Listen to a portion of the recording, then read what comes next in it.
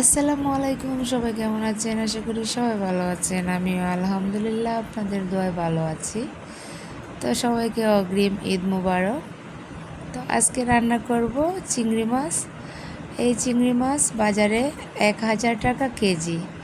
তো আজকে বাজারে গিয়েছিলাম, তো কিছু বাজার সদাই করলাম। তো আমার বাচ্চাদের খুবই প্রিয় এই চিংড়ি মাছগুলো। তো হঠাৎ করে চিংড়ি মাছ চোখে পড়লো, তো ভাবলাম আধা কেজি নিয়ে নিই। তো আধা কেজি চিংড়ি মাছ এনে তারপরে অর্ধেকটা দিয়ে বোনা করতেছি। তো আমার এই রান্নাটা আপনাদের কাছে কেমন হয়েছে হবে জানি না। ভালো লাগলে কমেন্টে জানাবেন, ভালো না লাগলেও জানাবেন।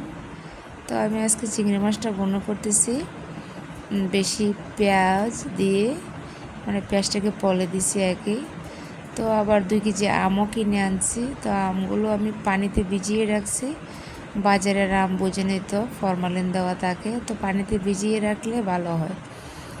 আর চোকা পাতা কিনে আনছি, এগুলোকে আমরা সপলে পাতা বলি।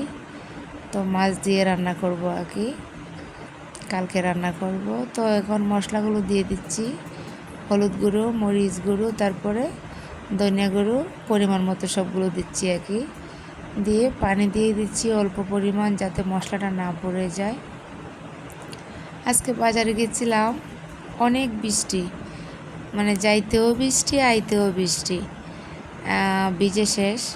তো যাই হোক, এখানে দেশি ধনিয়া পাতা আমাদের বাড়ির, তো এগুলা দিব আর কি চিংড়ি মাছ বোনাতে।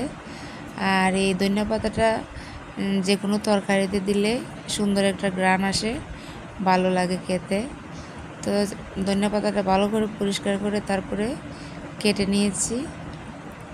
তো আমার মশলাটা কষানো হয়ে গেছে, এখন আমি চিংড়ি মাছগুলো দিয়ে দিব। চিংড়ি মাছগুলো আগে দিয়ে ভেজে রেখেছিলাম হলুদ লবণ দিয়ে, তো এখন দিয়ে দিলাম।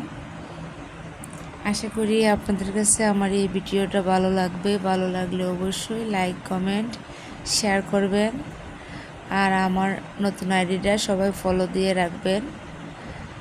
তো অনেক দিন পরে একটি বড় ভিডিও দিলাম, আপনারা সবাই আমার ভিডিওগুলো দেখবেন, সবাই সাপোর্ট করবেন। তো আমার চিংড়ি মাছগুলো হয়ে গেছে, এখন ধনিয়া পাতা দিয়ে নামিয়ে নিব।